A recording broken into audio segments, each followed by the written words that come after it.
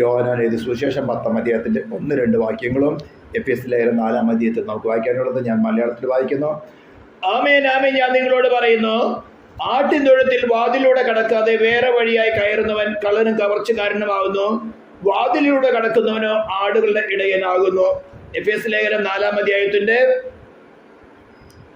3-ാം വാക്യം തുടങ്ങി, അന്യോന്യം പൊറുക്കുകയും ആത്മാവിന്റെ ഐക്യത സമാധാന ബന്ധത്തിൽ കാപ്പാൻ ശ്രമിക്കുകയും ചെയ്യുകയും നിങ്ങളെ വിളിച്ചപ്പോൾ ഏക പ്രത്യാശയ്ക്കായി വിളിച്ചതുപോലെ ശരീരം ഒന്ന്, ആത്മാവ് ഒന്ന്, കർത്താവ് ഒരുവൻ, വിശ്വാസം ഒന്ന്, സ്നാനം ഒന്ന്, എല്ലാവർക്കും മീതെയുള്ളവനും എല്ലാവരിലും കൂടി വ്യാപരിക്കുന്നവനും എല്ലാവരിലും ഇരിക്കുന്നവനുമായി എല്ലാവർക്കും പിതാവുമായവൻ ഒരുവൻ. സ്തോത്രം. നമുക്കൊരു വാക്കോടെ പ്രാർത്ഥിക്കാം. പരിശുദ്ധ ദൈവമേ, സ്വർഗീയ പിതാവേ, അനുഗ്രഹീതമായ നിന്റെ സ്നേഹത്തിനായി കരുതലായി സ്തോത്രം ചെയ്യുന്ന കർത്താവേ, നിന്റെ ദുഃഖമേറ്റോട് നിന്നോട് പഠിപ്പതൊക്കെ വേണം കർത്താവെ. ഞങ്ങൾ നാശത്തിലേക്ക് പോയി നശിച്ചു പോകാതെ ആവേ കർത്താവ് നിന്റെ ദുഃഖമേറ്റത്തിനോട് പഠിച്ച് നിത്യജീവനിലേക്ക് കർത്താവ് നിന്നോട് കൂടെ നടപ്പാൻ കർത്താവ് ഞങ്ങളെ സഹായിച്ചാട്ടെ.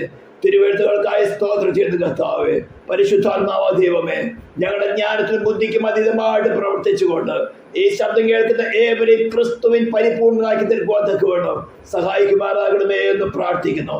കൃപ പകർന്നുകൊണ്ട് കർത്താവ് അതേ പ്രതിമയായി രൂപാന്തരപ്പെടുവാനൊക്കെ വേണം ഈ തിരുവെഴുത്തുകളെ പരിശുദ്ധാത്മാവിനെ ദൈവീകരിച്ചുകൊണ്ട് അനുഗ്രഹിച്ച് നൽകുമാറാകണമേ എന്ന് പ്രാർത്ഥിക്കുന്നു. പ്രാർത്ഥന കേട്ടതിനായി സ്തോത്രം, യേശു ക്രിസ്തുവിന്റെ നാമത്തിൽ തന്നെ. ഹല്ലേലൂയ. അധികം ഇൻട്രൊഡക്ഷനിലേക്ക് കടന്നു പോകാതെ കഴിഞ്ഞ ദിവസം ആമേ സ്തോത്രം നാം ചിന്തിച്ചതിൻ്റെ തുടർച്ചയായിക്കൊണ്ട് ചിന്തിക്കുവാൻ ആഗ്രഹിക്കുകയാണ്. ആമേ ഈ ചർച്ചിൻ്റെ അല്ലെങ്കിൽ ആട്ടിൻ തൊഴുത്തിലുള്ളവരുടെ ക്വാളിറ്റിയെ കുറിച്ചുകൊണ്ടാണ് നാം കഴിഞ്ഞ ദിവസം ചിന്തിച്ചു കൊണ്ടിരുന്നത്. ഏക പ്രത്യാശ, ഹല്ലേലൂയ, ഏക ആത്മാവ്, ഏക വിശ്വാസം എന്ന കാര്യങ്ങളൊക്കെ നാം ചിന്തിച്ചു കൊണ്ടിരുന്നത്. ഇത് എന്തിനു വേണ്ടിയാണ്? ആത്മാവിന്റെ ഐക്യത സമാധാന ബന്ധത്തിൽ കാക്കുവാൻ. അവിടെയാണ് ക്രിസ്തു വസിക്കുന്നത്. സ്തോത്രം. എന്തിനു വേണ്ടിയാണ് ഇതെല്ലാം? ആമേ പ്രത്യാശ ഒന്നായിരിക്കണം, കർത്താവ് ഒരുവനായിരിക്കണം, ആത്മാവ് ഒന്നായിരിക്കണം, ശരീരം ഒന്നായിരിക്കണം, വിശ്വാസം ഒന്നായിരിക്കണം, സ്നാനം ഒന്നായിരിക്കണം എന്നൊക്കെ പറഞ്ഞു വരുന്നത് എന്തിനു വേണ്ടിയാണ്? ആത്മാവിന്റെ ഐക്യത സമാധാന ബന്ധത്തിൽ കാക്കാൻ ശ്രമിക്കാൻ. കാരണം ഇതിൽ ഏതെങ്കിലും ഒന്ന് ഡീവിയേറ്റ് ചെയ്താൽ ഉടനെ തമ്മിൽ ഒരു കോൺഫ്ലിക്റ്റ് വരും. പിന്നെ അവിടെ ക്രിസ്തു വസിക്കുകയില്ല. കൊരിന്ത്യ ലേഖനം എഴുതുമ്പോൾ വളരെ ശക്തമായിട്ട് 1-ാം അധ്യായം 1 കൊരിന്ത്യന്റെ 1-ാം അധ്യായത്തിൽ വളരെ വ്യക്തമായിട്ട് പൗലോസ് അത് വെളിപ്പെടുത്തിയിട്ടുണ്ട്. വളരെ സ്നേഹത്തോടു കൂടിയാണ് അവര് 1-ാം അധ്യായത്തിന്റെ 1-ാം പാരഗ്രാഫിൽ അഭിസംബോധന ചെയ്തത്. തുടർന്ന് ആ കൊരിന്ത്യ സഭയിലെ എല്ലാ കൃപാവരങ്ങളും ഉള്ളതിനെ കുറിച്ച് കൊണ്ട് നല്ല പ്രശംസിച്ചിട്ട് 3-ാം അധ്യായത്തിൽ പറയുന്നത്, ക്ലോവയുടെ ആളുകളാൽ എനിക്ക് ഒരു അറിവ് കിട്ടിയിരിക്കുന്നു, നിങ്ങളുടെ ഇടയിൽ ഒരു പിണക്കം വന്നിരിക്കുന്നു, നിങ്ങളുടെ ഇടയിൽ ഡിവിഷൻസ് വന്നിരിക്കുന്നു, നിങ്ങളുടെ ഇടയിൽ ചിലർ അപ്പോളോസിന്റെ പക്ഷക്കാരൻ, പൗലോസിന്റെ പക്ഷക്കാരൻ, ക്രിസ്തുവിന്റെ പക്ഷക്കാരൻ എന്ന് പറഞ്ഞുകൊണ്ട് തമ്മിൽ ഭേദിച്ചിരിക്കുന്നു. അവിടെ ക്രിസ്തുവിന് വസിക്കാൻ സാധ്യമല്ല. അതുകൊണ്ട് പറയാണ് എന്തെല്ലാം വന്നു? അവിടെ ഇമ്മോറാലിറ്റി കടന്നു വന്നു. ജാതികളുടെ ഇടയിൽ പോലും കേട്ടിട്ടില്ലാത്തവരും മ്ലേച്ഛകരമായ ഇമ്മോറാലിറ്റി ഏറ്റവും കൂടുതൽ കൃപാവരങ്ങൾ ജ്വലിപ്പിച്ച അവയെ തീയിൽ നിന്നിരുന്ന ചർച്ചിനകത്ത് കടന്നു വന്നു. കാരണം എന്താ? ചർച്ചിനകത്ത് ഡിവിഷൻസ് കടന്നു വന്നു. ഹല്ലേലൂയ. അപ്പോൾ അത് വരാതിരിക്കാൻ വേണ്ടിയാണ് ഇത്തരം കാര്യങ്ങൾ പറഞ്ഞു വരുന്നത്. നിങ്ങളുടെ ആത്മാവിന്റെ ഐക്യത സമാധാന ബന്ധത്തിൽ കാക്കണമെങ്കിൽ നിങ്ങളെ വിളിച്ചപ്പോൾ ഏക പ്രത്യാശയ്ക്കാണ് വിളിച്ചിരിക്കുക. അപ്പോൾ പ്രത്യാശയിൽ എന്തെങ്കിലും വ്യതിചലനം ഉള്ളവരുണ്ടെങ്കിൽ അതിനെ റിവൈവ് ചെയ്യാൻ വേണ്ടിയിട്ടാണ് വചനം പറഞ്ഞു തരുന്നത്. സ്വർഗത്തിൽ പോകണമെന്ന പ്രത്യാശയാണെങ്കിൽ ജസ്റ്റ് ഇഗ്നോർ ദാറ്റ്. സ്വർഗത്തിൽ പോകണമെങ്കിൽ ക്രിസ്തുവിനെ കൂടാതെ സ്വർഗത്തിലേക്ക് ഒരു പ്രവേശനം, എൻട്രി സാധ്യമല്ല. അതിന്റെ ഫസ്റ്റ് കണ്ടീഷനാണ് റീജനറേഷൻ. ഹല്ലേലൂയ. റീജനറേഷൻ നടക്കണമെങ്കിൽ നമ്മുടെ സെൽഫിനെ ഡിനൈ ചെയ്ത്, അല്ലെങ്കിൽ നമ്മുടെ അൾട്ടിമേറ്റ് ഇന്റൻഷൻ, ദൈവം നമ്മളെ തന്റെ സ്വരൂപത്തിലും സാദൃശ്യത്തിലും സൃഷ്ടിച്ചപ്പോൾ ഡിസ്ഇൻട്രസ്റ്റഡ് ലവ് ആയിരുന്നു.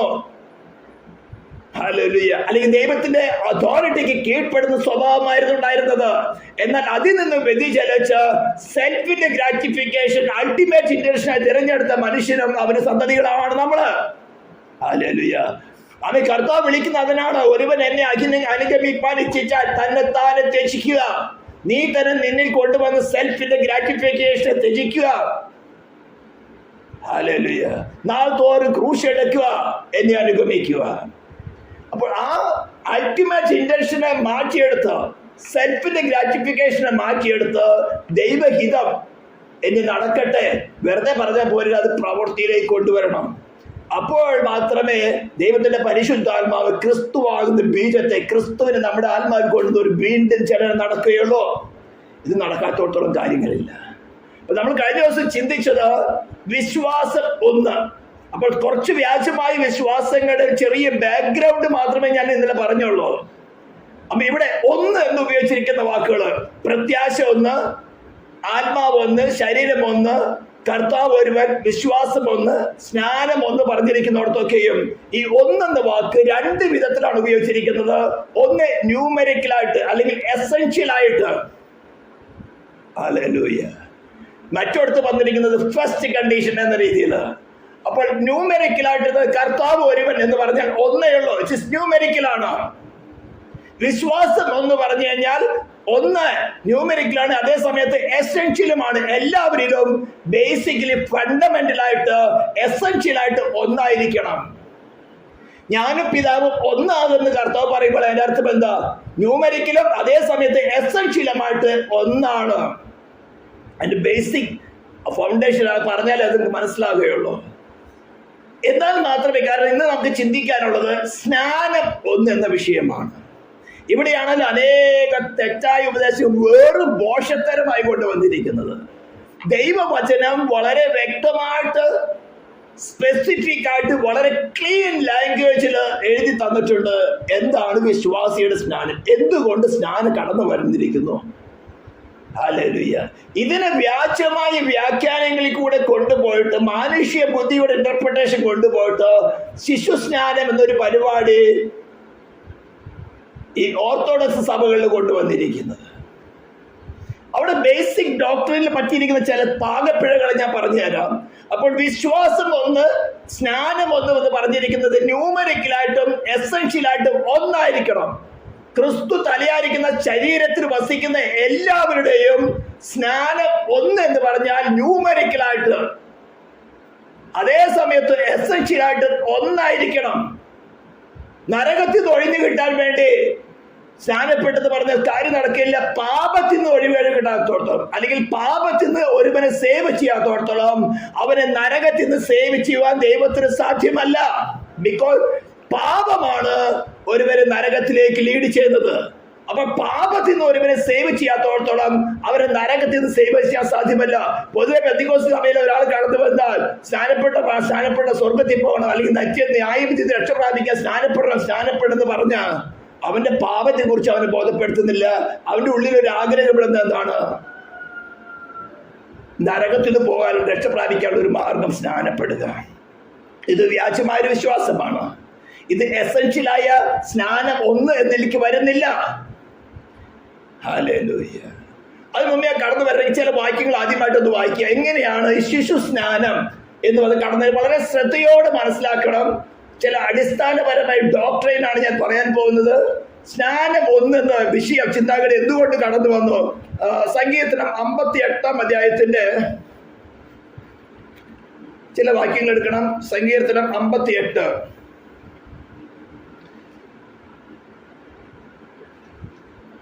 അതിന്റെ 3-ാം വാക്യം.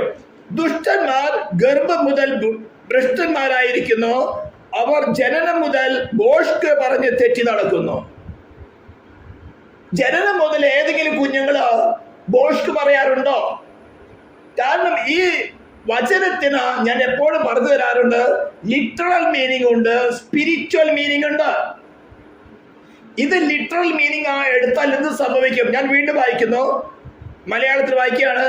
ദുഷ്ടന്മാർ ഗർഭം മുതൽ ഭ്രഷ്ടന്മാരായിരിക്കുന്നു. അപ്പൊ പറഞ്ഞു വരുന്നത് എന്താ? ദൈവത്തിന്റെ ലോ അല്ലെങ്കിൽ സിന്നിനെ കുറിച്ച് ദൈവം പറഞ്ഞിരിക്കുന്നത് എന്താണ്? Transgression of the law. Law എന്ന് പറഞ്ഞാൽ എന്താ?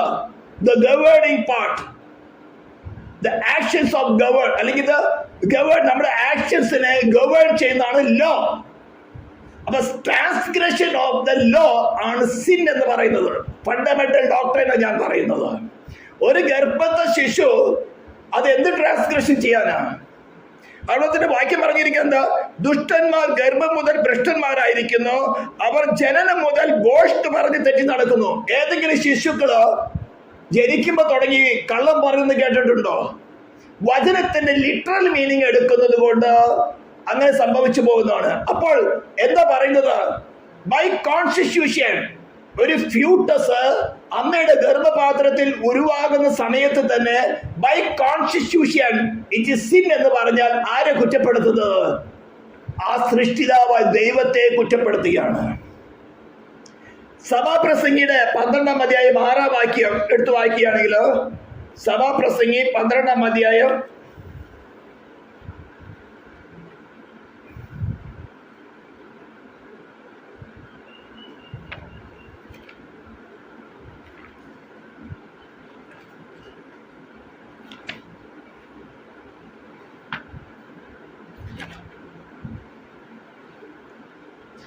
12 verse 6 ആണ് പറഞ്ഞിരിക്കുന്നത്.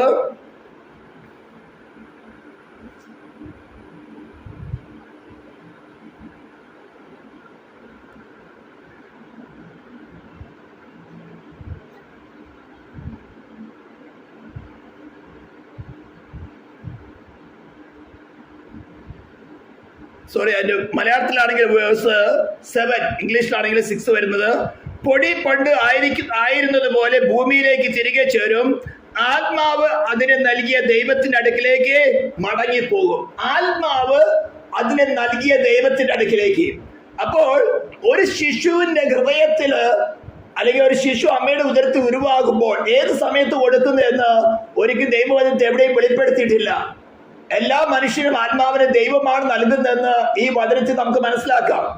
ആത്മാവ് അതിന് നൽകിയ ദൈവത്തിലേക്ക് മടങ്ങിപ്പോകുന്നു.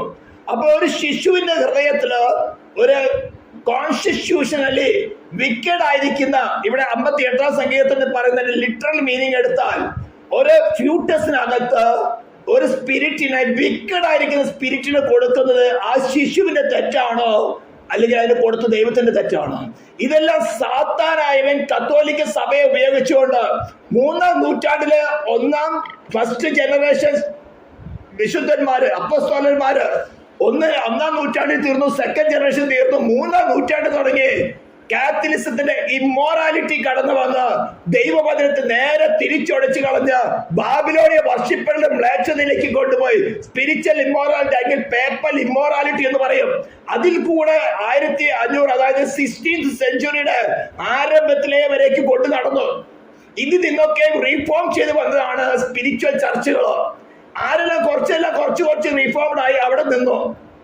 അങ്ങനെയാണ് ഈ കത്തോലിക്കിന്റെ മ്ലേച്ഛതകളൊക്കെ തന്നെ ഇന്നും ചില സഭാ വിഭാഗങ്ങൾ, സമുദായങ്ങൾ പിടിച്ചു വച്ചിരിക്കുന്നത്. ഞാൻ ചില ഫണ്ടമെന്റൽ ഡോക്ടറേറ്റ്സ് എടുത്ത് പറയുകയാണ്. ഒരു അമ്മയുടെ ഉദരത്തിൽ ശിശു, അതേപോലെ തന്നെ സങ്കീർത്തനം 53 എടുത്തൊന്ന് വായിക്കാം. 51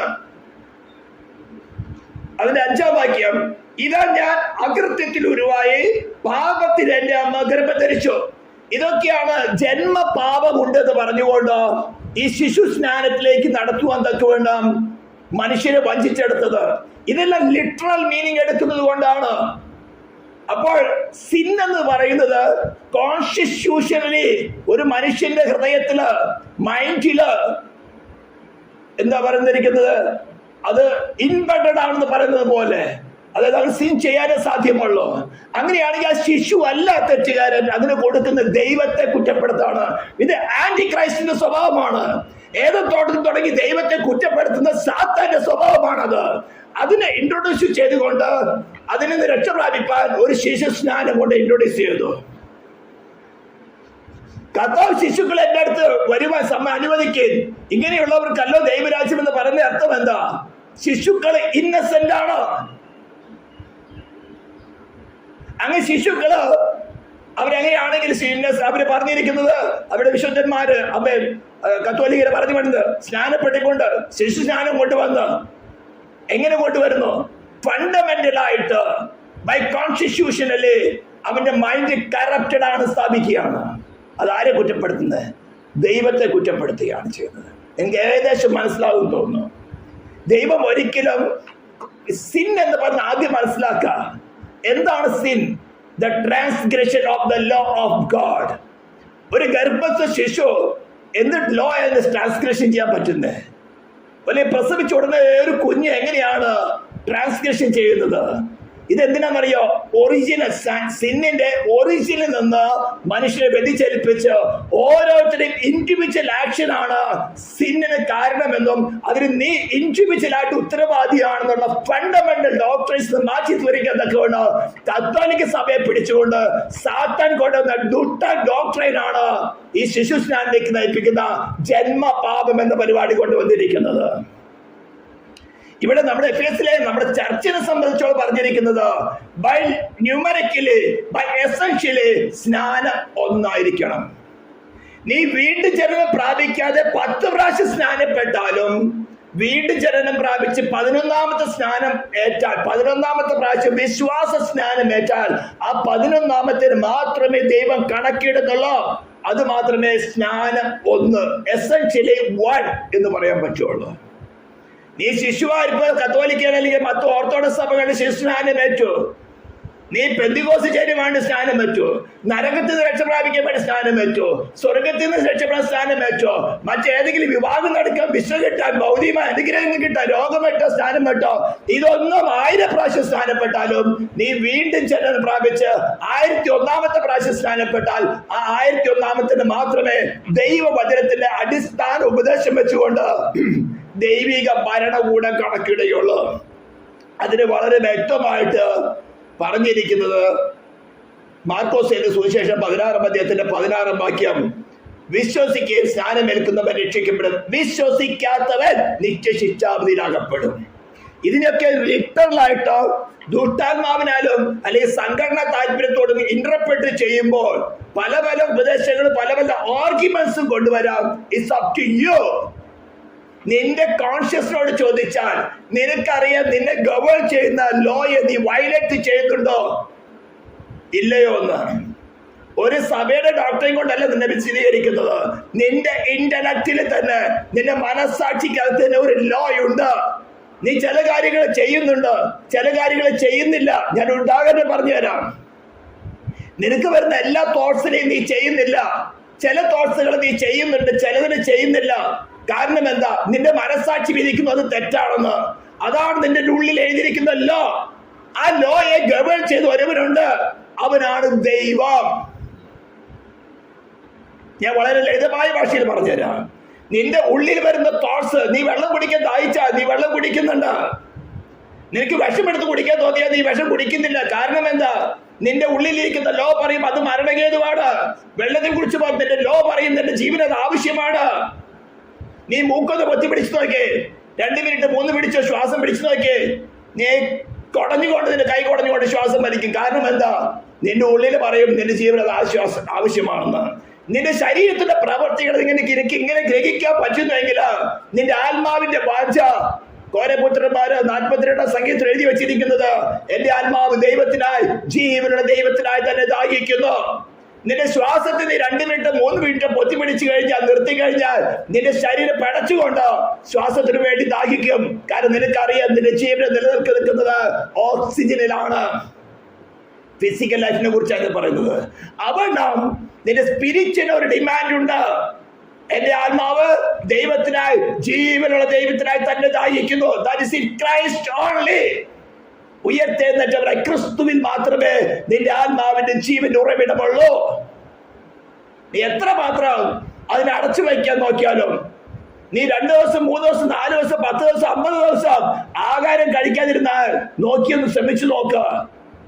നിന്റെ വിശപ്പ് കൊണ്ട് നീ ചാടി പഴിച്ച് മോട്ടിച്ചാൽ ആഹാരം തിന്നും. അത് നിന്റെ ശരീരത്തിന്റെ ഡിമാൻഡ്, നിന്റെ ശരീരത്തിന്റെ കോൺസ്റ്റിറ്റ്യൂഷൻ ദൈവം വെച്ചിരിക്കുന്നത്. അതേപോലെ തന്നെയാണ് നിന്റെ ആത്മാവിന്റെ ജീവനായിരിക്കുന്ന ക്രിസ്തു. നീ എത്രത്തോളം അടച്ചു വെക്കും? നീ അടയ്ക്കാൻ ശ്രമിക്കുന്നതോറും അതിന്റെ ദാഹം വർദ്ധിച്ചുകൊണ്ടേയിരിക്കുള്ളൂ. വർദ്ധിച്ചു വെച്ച് നീ മരണക്കിടക്കയിലായിരിക്കും പൊട്ടിത്തെറച്ചുകൊണ്ട് ജീവന്റെ ഉറവിടമായിരുന്ന ക്രിസ്തുവിന് വേണ്ടി ദാഹിക്കുന്നത്. ഒരു പക്ഷെ ആ സമയത്ത് കിട്ടിക്കൊള്ളുമെന്നില്ല. കാരണം നിന്റെ യൗവനകാലത്ത് നിന്റെ സൃഷ്ടാവിനെ അന്വേഷിക്കാതെ കോണം. സഭാപ്രസംഗി 10ാം അധ്യായം ആരംഭിക്കുന്നത് അങ്ങനെയാണ്. നിന്റെ യൗവനകാലത്തെ നിന്റെ സൃഷ്ടാവിനെ അന്വേഷിക്കുക. നിനക്ക് ലഭിക്കുന്ന ഇൻഡ്യൂഷൻസ് നീ തടഞ്ഞു വെച്ച് നിനക്ക് തോന്നുന്ന പോലത്തിലല്ല നിന്റെ ആത്മാവിന്റെ വാഞ്ച നീ നിർവഹിക്കുന്നത്. ഇതൊരു ഓട്ടോമാറ്റിക് ഫങ്ഷൻ ദൈവം തന്നെ ക്രിയേറ്റ് ചെയ്തിരിക്കുന്നത്. അപ്പോൾ ഞാൻ പറഞ്ഞു വരുന്നത്, സ്നാനം എന്ന് പറഞ്ഞാൽ it is not by constitution. ദൈവം ഒരു ശിശു അല്ലെങ്കിൽ അമ്മയുടെ ഉദരത്തിൽ ഒരു ഫ്യൂട്ടസ് വരുമ്പോൾ അത് കറപ്റ്റഡ് ആയിട്ട് വിക്കഡ് ആയിട്ടല്ല സൃഷ്ടിച്ചിരിക്കുന്നത്. അത് ദൈവത്തിനെതിരായിട്ടുള്ള ഒരു ഡോക്ടറേറ്റ് ആണ്. ഹല്ലേലൂയ. റോമലേഖനം 5:12 വാക്യം പഠി അങ്ങനെ ചിന്തിക്കാം. ഏക മനുഷ്യനാൽ പാപവും പാപത്താൽ മരണവും ലോകത്തിലേക്ക് കടന്നു. ഇതിനെല്ലാം തെറ്റായിട്ട് ഇന്റർപ്രറ്റ് ചെയ്യുമ്പോൾ ദൈവവചനത്തെ ഇന്റർപ്രറ്റ് ചെയ്ത ചില ലോ എല്ലാം ഉണ്ട്. അതെല്ലാം ബൈബിൾ ക്ലാസ്സിൽ എടുക്കേണ്ട കാര്യങ്ങളാണ്. ഇങ്ങനത്തെ മെസ്സേജിൽ പറയാൻ പറ്റുന്ന കാര്യങ്ങളല്ല. അത് ഡീപ്പായിട്ട് പഠിക്കേണ്ട കാര്യങ്ങളാണ്. ഇതൊന്നും പഠിക്കാതെ 4 വാക്യങ്ങൾ അവിടുന്ന് ഇവിടുന്ന് കേട്ടു. ഞാനത് ചോദിക്കട്ടെ, ഈ കത്തോലിക്കർ എന്നാ ബൈബിള് കാണാൻ തുടങ്ങിയത്? എനിക്ക് 60 വയസ്സ് പ്രായമുണ്ട്. 1979 ഈ POC പാസ്റ്റൽ ഓറിയന്റൽ കൗൺസിൽ എന്ന് പറഞ്ഞുകൊണ്ട് pastoral oriental council POC Bible അടിച്ചിറക്കുന്നത്. ഈ ബൈബിളിന്റെ കച്ചവടത്തിന് വേണ്ടി, ലിറ്ററലായിട്ട് ഫിനാൻഷ്യലായിട്ടുള്ള കച്ചവടത്തിന് വേണ്ടി എല്ലാ ചർച്ചുകളിലും എല്ലാ ബിഷപ്പ്മാരും ഓർഡർ ഇറക്കി എല്ലാ ക്രിസ്തീയ കുടുംബങ്ങളും കത്തോലിക്ക കുടുംബങ്ങളും ഒരു ബൈബിള് വേണം. ഞാൻ തന്നെ കുറെ സ്ഥലങ്ങളിൽ കൊണ്ടു കൊടുത്തിട്ടുണ്ട്. അവിടെ തുടങ്ങിയാണ് കത്തോലിക്ക ബൈബിള് വായിക്കാൻ തുടങ്ങുന്നത്. ഇവന്റെ സെൽഫിനെ ഡിനൈ ചെയ്യാത്തോടത്തോളം, ഇവന്റെ ഡിനോമിനേഷൻ ഇൻട്രസ്റ്റ് ഡിനൈ ചെയ്യാത്തോടത്തോളം ഇവന് ദൈവവചനം വായിച്ചാൽ നേരെ തിരിച്ചേ ഗ്രഹിക്കാൻ പറ്റുള്ളൂ. കൊരിന്ത്യർ ലേഖനം 2-ാം അധ്യായത്തിൽ വളരെ വ്യക്തമായി പറഞ്ഞിരിക്കുന്നതാണ്. നമുക്ക് വായിക്കാം. സ്തോത്രം. 1 Corinthians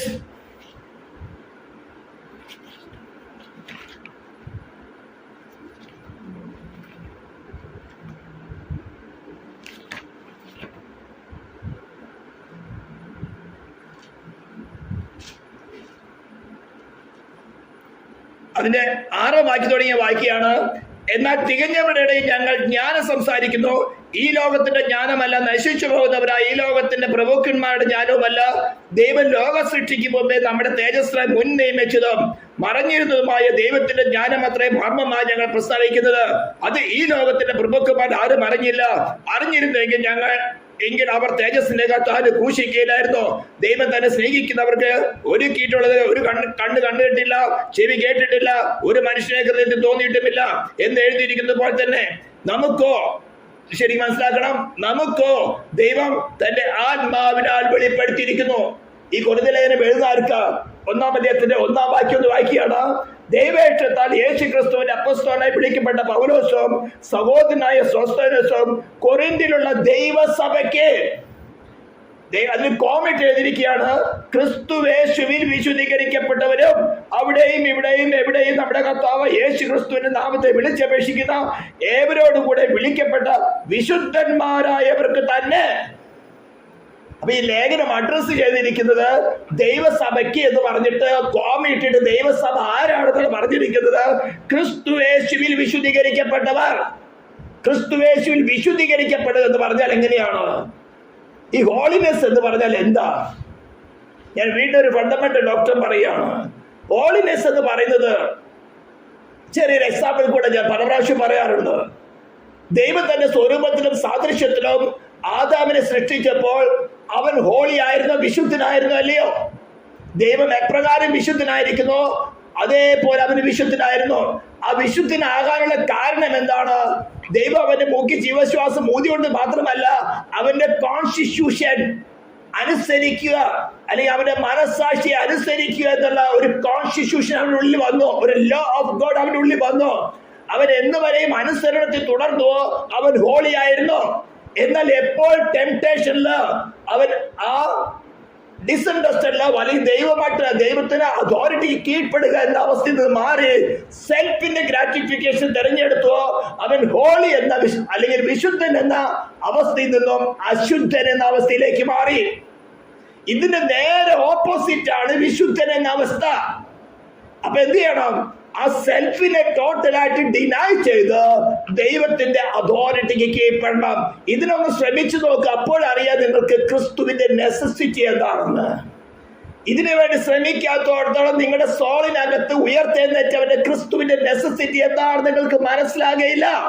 കത്തോലിക്കനല്ല, പുരോഹിതന്മാരല്ല, ഏറ്റവും വലിയ പണ്ഡിതന്മാര് ബൈബിള് പഠിച്ചുകൊണ്ട് ബുദ്ധി കൊണ്ട് എത്ര വ്യാഖ്യാനിച്ചാലും ആത്മാവിന് വെളിപ്പെടുത്തി തരാത്തോടത്തോളം സാധ്യമല്ല. അതാണ് പറഞ്ഞിരുന്നത്. നമുക്കോ എന്ന് പറഞ്ഞാൽ ആരാ? ക്രിസ്തുവേശുവിൽ വിശുദ്ധീകരിക്കപ്പെട്ടവര്, വീണ്ടും ഫുൾ ഒബീഡിയൻസിലേക്ക് തിരിച്ചു വരുന്നവരെ കുറിച്ചാണ് ദൈവസഭ എന്ന് പറയുന്നത്. 4 പേരെ കൂട്ടി അല്ലെങ്കിൽ വലിയ ജനസംഖ്യ ഉണ്ടെന്ന് പറഞ്ഞ് ഞങ്ങൾ ലോകത്തിലെ ഏറ്റവും വലിയ പെർസെന്റേജ് ഉള്ളവരെന്ന് പറഞ്ഞുകൊണ്ട് ഘോഷിച്ചത് കൊണ്ടൊന്നും സഭയാകുന്നില്ല. ക്രിസ്തുവേശുവിൽ വിശുദ്ധീകരിക്കപ്പെട്ടവർ എന്ന് പറഞ്ഞാൽ ഒന്നാം ആദാമും വിശുദ്ധനായിരുന്നോ? ആ വിശുദ്ധനായിരുന്ന ആദാം അശുദ്ധനാകാനുള്ള കാരണം അനുസരണക്കേടായിരുന്നോ? ആ അനുസരണക്കേടിൽ നിന്ന് പൂർണ്ണമായ അനുസരണത്തിലേക്ക് വരണമെങ്കിൽ നിനക്ക് ഒരേ ഒരു മാർഗമുള്ളൂ. മരണത്തോളം ദൂഷില മരണത്തോളം തന്നെ അനുസരണമുള്ളവനായി ക്രിസ്തുവിനെ നിന്റെ ഹൃദയത്തിൽ വാഴുവാൻ സ്വീകരിച്ച് നീ അവനുമായിട്ട് അനുസരണത്തിൽ ഒന്നായി തരുക. അപ്പോൾ നിനക്ക് ക്രിസ്തുവേശുവിൽ വിശുദ്ധീകരിക്കപ്പെട്ടവരെന്ന സ്ഥാനം ലഭിക്കും. അങ്ങനെയാണ് നീ ചർച്ചിന്റെ മെമ്പറായി തീരുന്നത്. ഇതെല്ലാം ഫണ്ടമെന്റൽ ഡോക്ട്രൈനാണ്. ഇതൊന്നും മനസ്സിലാകാതെ പോയി വെള്ളത്തിൽ ചാടുന്നത് ഒരു ഗുണമല്ല, അത് ഒരു സ്നാനമല്ല, വേറൊരു സ്നാനമാണ്. നീ 1000 പ്രാവശ്യം അങ്ങനെ സ്നാനപ്പെട്ടിട്ടും ഒരു ഗുണമല്ല. സത്യമായിട്ട് നീ ക്രിസ്തുവേശിൽ വിശുദ്ധീകരിക്കപ്പെടുകയാണെങ്കിൽ പിന്നീട് ഏൽക്കുന്ന ക്രിസ്തുവിനോട് ചേരുവാൻ ഏൽക്കുന്ന സ്നാനത്തെയാണ് വിശ്വാസ സ്നാനം എന്ന് പറയുന്നത്. ഇനിയും ഇതിന്റെ ഡെപ്തിലേക്ക് പോകണമെങ്കിൽ കുറെ ഹിസ്റ്റോറിക്കൽ ബാക്ക്ഗ്രൗണ്ട് കൊണ്ടുവരാം.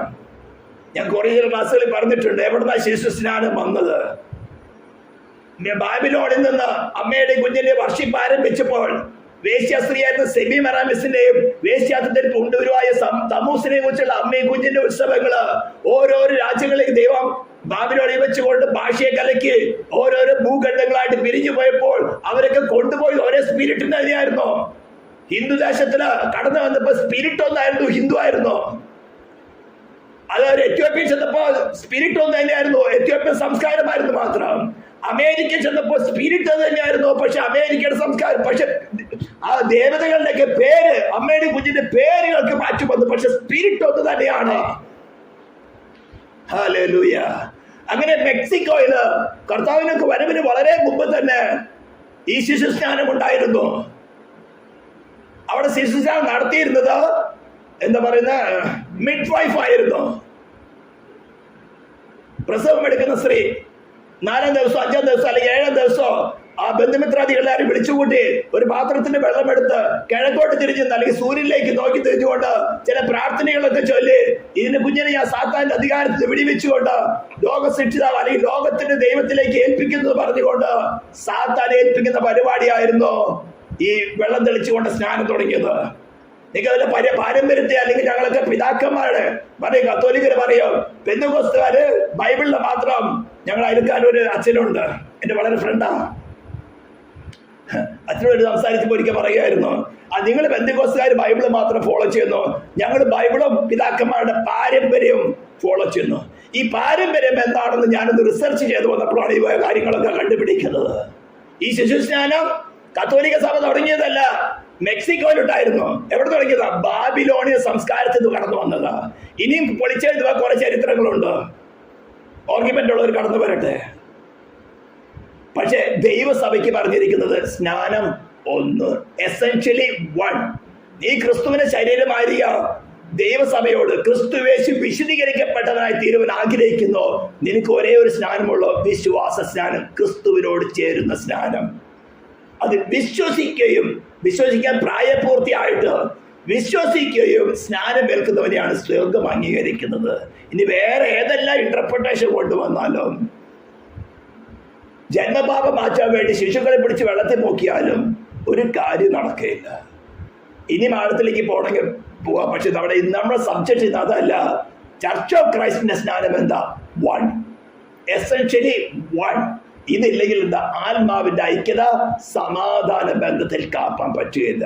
ഇതെല്ലാം പ്രാക്ടിക്കലായിട്ട് വളരെ അനുഭവിച്ച് ഇതൊന്നും ഇല്ലാത്ത ഇടങ്ങളിൽ കൂടെ ചർച്ചകളിൽ കൂടെയൊക്കെ കടന്നുപോയി അതിൻ്റെ ഉള്ളിലെ കോൺഫ്ലിക്റ്റ് എന്താണ്, വൈരാഗ്യങ്ങൾ എന്താണ്, വൈരുദ്ധ്യങ്ങൾ എന്താണെന്ന് ആത്മാവിനും അതേപോലെ തന്നെ പ്രാക്ടിക്കലായിട്ട് മനസ്സിലാക്കി ഇതിന്റെ തിന്മകളെ കുറിച്ച് മനസ്സിലാക്കിയിട്ട് തന്നെയാണ് പറയുന്നത്. ചർച്ച് ഓഫ് ക്രൈസ്റ്റിനെ മെയിൻറ്റെയിൻ ചെയ്യണമെങ്കിൽ ഈ കാര്യങ്ങളൊക്കെ വേണം. നിന്റെ സ്നാനം ഒന്നല്ല. നീ ഒരു പക്ഷേ പെന്തിക്കോസിൽ ചേരുവാൻ സ്നാനപ്പെട്ടിട്ടുണ്ടായിരിക്കും, രോഗം മാറാൻ സ്നാനപ്പെട്ടിട്ടുണ്ടായിരിക്കും, ഭൗതികമായ കഷ്ടതകൾ മാറാൻ സ്നാനപ്പെട്ടിട്ടുണ്ടായിരിക്കും, നരകത്തിൽ നിന്ന് രക്ഷപ്രാപിക്കാൻ സ്നാനപ്പെട്ടിട്ടുണ്ടായിരിക്കും. പക്ഷേ നിന്റെ പാപത്തിൽ നിന്ന് രക്ഷിക്കാത്തോടത്തോളം നിന്നെ നരകത്തിൽ നിന്ന് രക്ഷിക്കാൻ ക്രിസ്തുവിന് സാധ്യമല്ല. ഏകദേശം കുറച്ച് മനസ്സിലായി കാണും വിചാരിക്കുന്നു. സ്തോത്രം, സ്തോത്രം. സ്നാനം ഒന്ന്, ഫണ്ടമെന്റലി, എസൻഷ്യലി, ന്യൂമറിക്കലി 1. ഇതിൽ തെറ്റായ ആരെങ്കിലും ഉണ്ടെങ്കിൽ 11ാമത്തെ പ്രാവശ്യം സ്നാനപ്പെടുന്നതുകൊണ്ട് തെറ്റില്ല. പക്ഷെ ഇതിനെ ലിറ്ററലായിട്ടോട് പലരും പറയും സ്നാനം ഒന്നേ ഉള്ളൂ, ഞങ്ങൾ അമ്മയുടെ ഉദരത്തിൽ വന്ന് 4 ദിവസം 5 ദിവസം മാമോദിശം മുഖ്യത, ഞങ്ങൾക്ക് സ്നാനത്തിന് ആവശ്യമില്ല. നീ പിടിച്ചോണ്ടിരുന്ന. പക്ഷെ ദൈവസഭയ്ക്കുള്ള ഉപദേശമല്ല, നീ ആയിരിക്കുന്ന സംഘടനയ്ക്കുള്ള ഉപദേശം. അത് പോകുന്നിടത്ത് നീയും പോകും. കർത്താവ് വചനങ്ങളാൽ നമ്മെ അനുഗ്രഹിക്കുമാറാകട്ടെ. നമുക്ക് പ്രാർത്ഥിക്കാം. പരിശുദ്ധമായ ദൈവമേ, സ്വർഗീയ പിതാവേ, തിരുനാമത്തെ വാഴ്ത്തുന്നു, സ്തുതിക്കുന്നു. കർത്താവെ, ആഴത്തിൽ കർത്താവിൻ്റെ ജനത്തോട് സംസാരിക്കാൻ നീ കൃപ നൽകുന്നുണ്ട്. ഈ ശബ്ദം കേൾക്കുന്ന ജനത്തോട് കർത്താവെ, അതിൻ്റെ മാനുഷ്യമായ ശബ്ദമോ കർത്താവെ ലിമിറ്റേഷൻസും ഉണ്ട്. പക്ഷെ ദൈവത്തിൻ്റെ പരിശുദ്ധാത്മാവിൻ്റെ ലിമിറ്റേഷൻസ് ഇല്ല. ഈ ശബ്ദം കേൾക്കുന്നവരുടെ ഹൃദയത്തിൽ അവിടെ വ്യക്തിപരമായ പാപം എന്താണെന്ന്, അവിടെ ട്രാൻസ്ഗ്രഷൻ എന്താണെന്ന് കർത്താവ് വെളിപ്പെടുത്തി കൊടുത്ത്, അതിൻ്റെ ന്യായവിധിയും വെളിപ്പെടുത്തി കൊടുത്ത്, അതിൻ്റെ രക്ഷാമാർഗമായ ഏകരക്ഷാമാർഗമായ ക്രിസ്തുവിനെ വെളിപ്പെടുത്തി അവരെ രക്ഷിക്കുമാറാകണമേ എന്ന് പ്രാർത്ഥിക്കുന്നു. പ്രാർത്ഥന കേട്ടതിനായി സ്തോത്രം. യേശു ക്രിസ്തുവിൻ്റെ നാമത്തിൽ തന്നെ. ആമേൻ.